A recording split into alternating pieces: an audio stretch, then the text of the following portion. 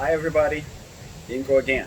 Before we start our conversation, I want you to check this out. In 2017, Donald Trump mispronounced the name of this country, not just once, but twice. Check it out. Ethiopia, Ghana, Guinea, Namibian, Nigeria, Senegal, Uganda. Namibia's health system is increasingly. Well, the president of Namibia was there. I wonder what was going on in his mind. And imagine if the president of Gambia or Zambia were also at the White House on that day. Oh, is it you? No, that's you. He meant Gambia. No, he meant Zambia. Just like I confuse Taylor with Tyler. Hmm? Or Marlene with Marilyn. I have done those mistakes myself. But anyway, I hope you enjoy today's conversation, which is about Nambia. Oh no, Gambia. No, no Zambia. Namibia.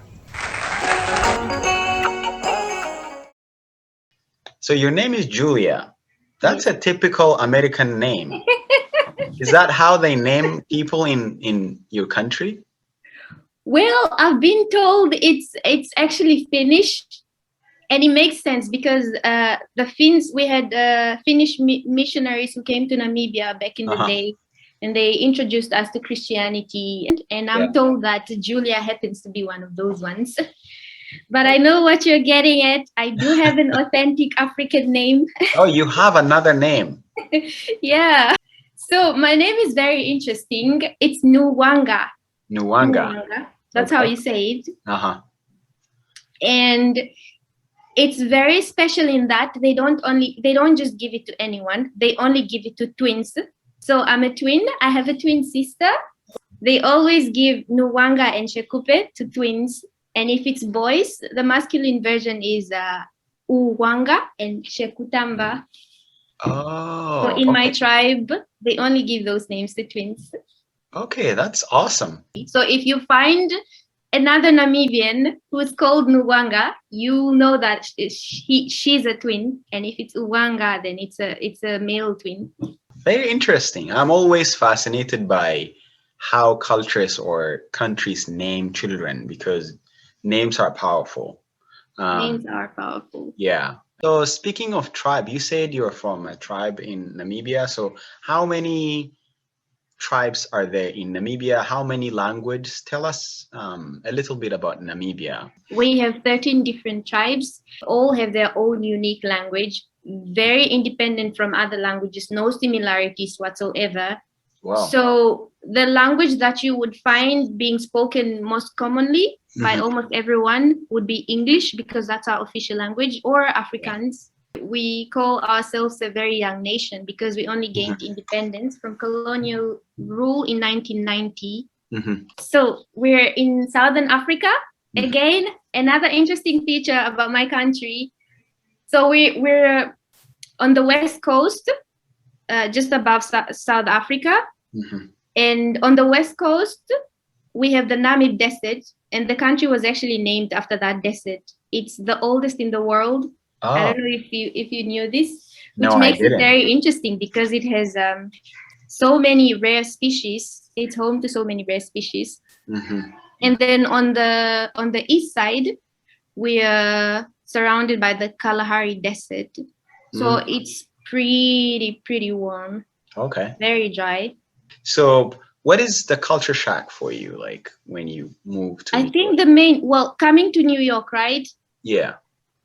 Coming to New York, the main thing for me was just realizing, I don't know if I'm allowed to say this here, most people that I met here who are Native American, who are American, because I don't understand these terminologies. Yeah. Appeared to be very ignorant of people who are not originally from here. Like they know very little about the world we come from, about Europe, for example, about Asia. I was really shocked to see that. Yeah. It looks like all they know is everything American, and then they don't know I mean, we have interesting things happening outside America, but Yeah. that was just weird to me. You know, when I was home, when you in Africa, we just assume that they know more than we do about the world. Hmm. And then you come here and you see these things and you're just like, wow, this is Yeah. interesting. Hmm. There was another thing, like the things, okay, maybe it's just because I came here just before the whole Black Lives Matter movement thing erupted, Hmm. after the George Floyd murder and everything. Hmm. But I just feel like Black people are so, or people of color, they're so,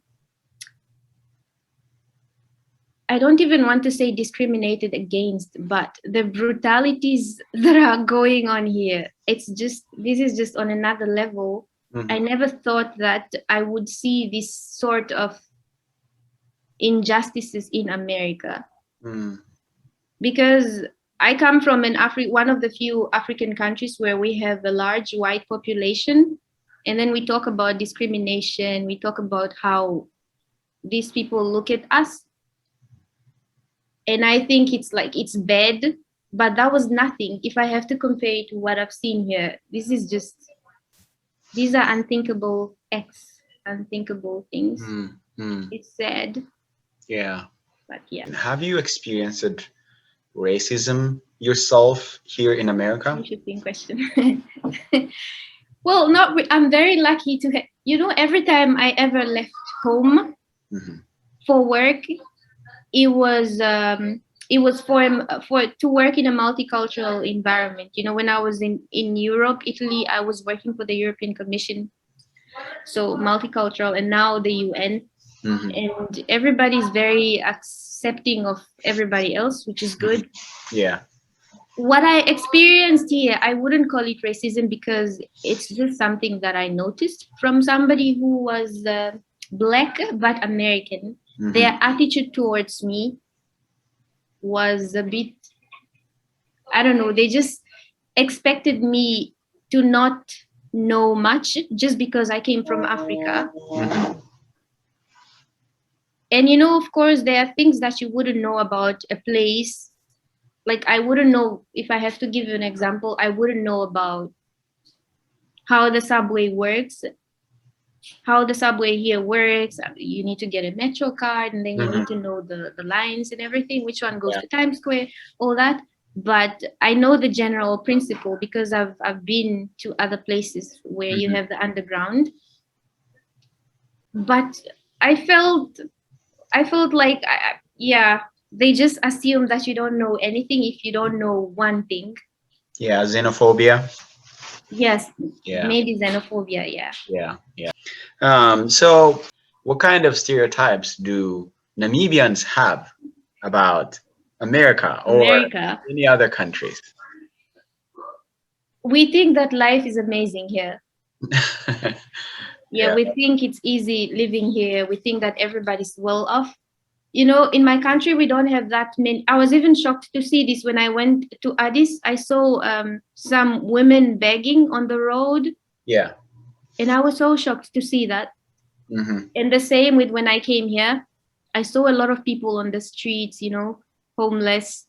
And it's not something I see home. Hmm. We don't have that many people on the streets. Yeah. That was quite shocking to me. Hmm. Hmm. So, what is so unique about Namibia? What do you want people to know about Namibia? You know, Namibia has a lot in common with South Africa because we were colonized by the same people. Mm. But I think the good thing about Namibia is that we're more united as a nation. We have all these 13 different tribes, and then we have the white minority population.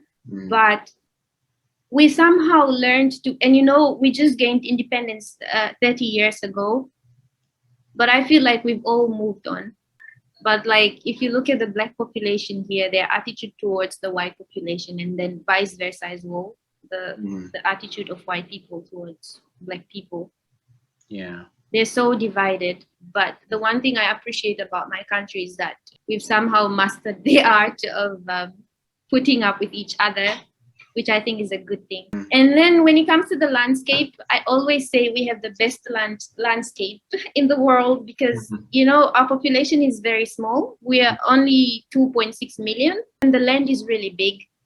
Yeah, so you can imagine how much space we have. Yeah. We don't really have that many tall buildings because we don't really need them. You know, I told you we have on the west side, we have the Atlantic Ocean, but that's also where we have most of the dunes, especially the tallest ones. So just, it's so beautiful looking at that. Like you can be in two places at the same time. So on one side, you have the blue ocean, and then on the other side, you have the orange of the dunes, and it's different shades of orange. Okay. And then you have the blue sky. It's so beautiful. Okay. So because we don't have a lot of buildings, you can see the landscape really well. It's breathtaking. And I'm not saying this as just because it's my country. I really mean it. I mean, I trust you, and we all want our country's positive things to go out there. And let's move on to food. Very important. So what is the national food, if there is like any? Okay, the things that are well known, it's similar things that they have in South Africa, like poikiko spot, people like that a lot. It's like a stew that you make with meat and lots of vegetables. Pretty much everything you have in the fridge, you just put it in there. And then we like to have it with pap. Pap is our version of the, what do you call it, hard porridge. Oh, okay.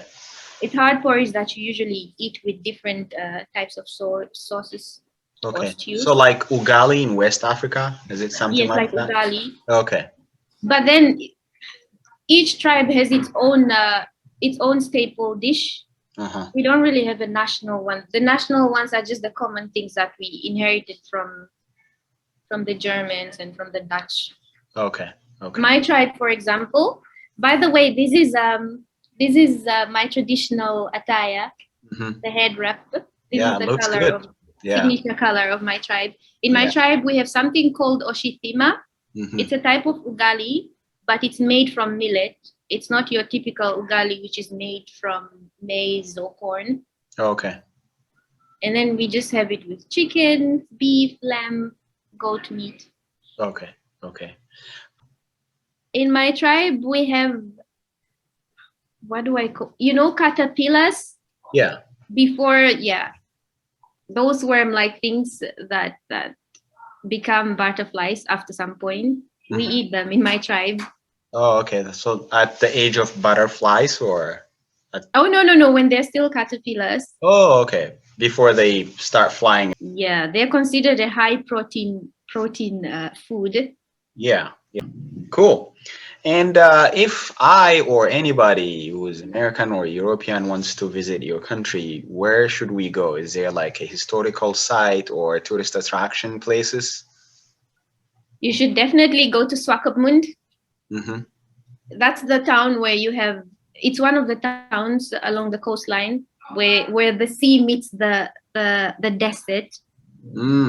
But it's also a very charming city. It was built by the Germans, so the architecture is very much German-like, and then you have the beautiful landscape and the diversity of the people. It's my favorite place in Namibia because there's so much to explore, so many faces of the city to explore.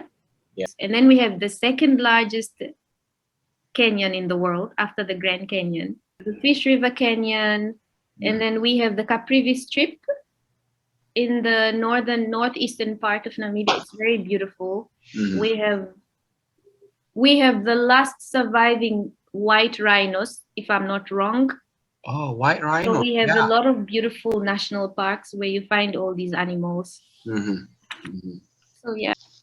And finally, what are some things that you love about America? What are you taking back home, and what do you want to tell people? Like New York, for example, there are so many opportunities.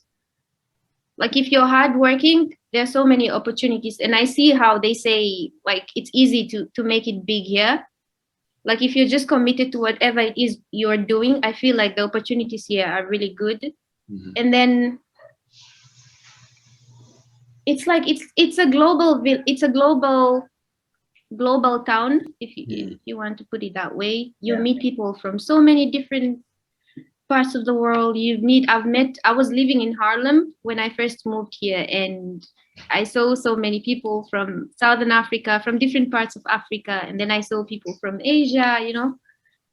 That part is good. And efficiency, in terms of the efficiency of living, you have access to almost everything at any time, which I think is cool. Yeah, that's awesome. So I am done with my questions. If you want to say anything about your country.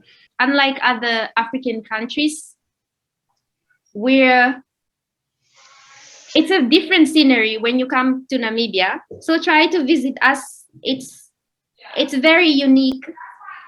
It's very unique. It's very orange. Not a lot of people. It's just a different scenery. Although it still gives you that Ubuntu spirit. It's still Africa, but it's just so unique. So if you're looking for an experience, please come to Namibia. We're a happy nation. We're welcoming, and we're a friendly nation. So this has been a learning experience for me too. It's not just for others that I share this, but I learned through that. I meet people like you, so I really enjoy talking to people, and I really thank you for that and giving me this opportunity. And I wish you all the best when you go back to, Namibia. Thank you, Dinka. And you're such a good listener. Like you really paid attention to all the important details. And really just thank you for the platform. It's such a great platform. I think it's an important platform. It creates awareness about the African narrative, which is often told in a somewhat not accurate account. So I think what you're doing is really good. Keep doing what you're doing. Thank you. How do you say thank you in your language? Tangi unenek. Tangi unenek. Is that African? Oshilinawa. Is that African? Oshilinawa. Oshilinawa. Oh, Namibians are gonna love that. If they say I'm gonna show. Please don't cut this one out. Yeah, for your Namibians, I'll just leave this one, on the video. I won't cut it out.